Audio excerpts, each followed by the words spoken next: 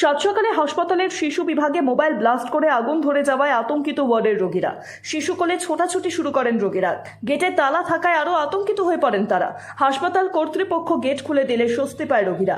ঘটনাটি ঘটেছে আজ সকালে বীরভূমের শিউরি সুপার স্পেশালিটি হাসপাতালে। ওই হাসপাতালের শিশু বিভাগে এক রোগী তার মোবাইল ফোন চার্জে দিয়েছিলেন। হঠাৎই পাশের রোগী দেখতে পায় ওই মোবাইল থেকে আগুন বের হচ্ছে। রোগীদের মধ্যে হুড়োহুড়ি পড়ে যায়। ওই মোবাইল সেখান থেকে বের করে ফেলে দেওয়া হয়। বড়সড় দুর্ঘটনার হাত থেকে রক্ষা পায় রোগীরা। কি মোবাইল ছিল বড়? কি মোবাইল কি চার্জে দেওয়া ছিল ওয়ার্ডে? হ্যাঁ, নিয়ে মোবাইল চার্জে দিয়েছিল, দিয়ে ওটা মোবাইল চার্জে বাস্ট করে গেছে আর কিছু কারো কোনো ক্ষয়ক্ষতি? না, কারো কিছু হয়নি। মোবাইলটা কোথায়? মোবাইল ফেলে দিয়েছে।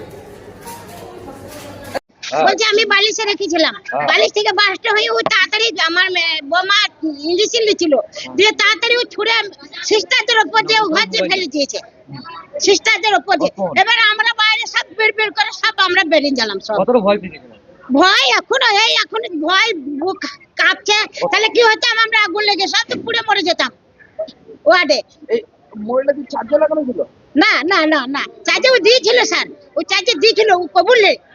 সিস্টাররা বলে সত্যি কথা বলো, মিডিয়া এসেছে তো বললে না চার্জে দিয়েছিলাম 10টায়, চার্জে ছিল না, আমি বালিশের উপর রেখে দিয়ে আমি ছেলেকে মুখ ধোয়াইছিলাম, দিয়ে ওইটা বলছে আগুন বেড়েছে আর আমি ছুড়ে ফেলে দিয়েছি।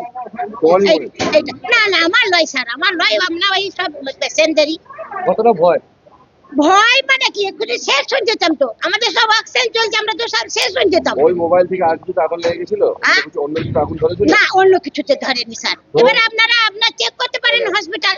এই ওয়ার্ডে কি কারা থাকে?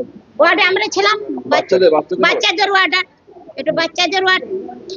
তো আপনি কোথা থেকে এসেছেন? আপনার পেশেন্টটা ছিল? আমার পেশেন্ট আছে, আমার পেশেন্টকে ইঞ্জেকশন দিছিল সিস্টাররা। আপনার বাড়ি কোথায়? আমার বাড়ি বাসরা, এখানে বাসরা। নাম কি আপনার? আমার নাম আরজিনা বিবি।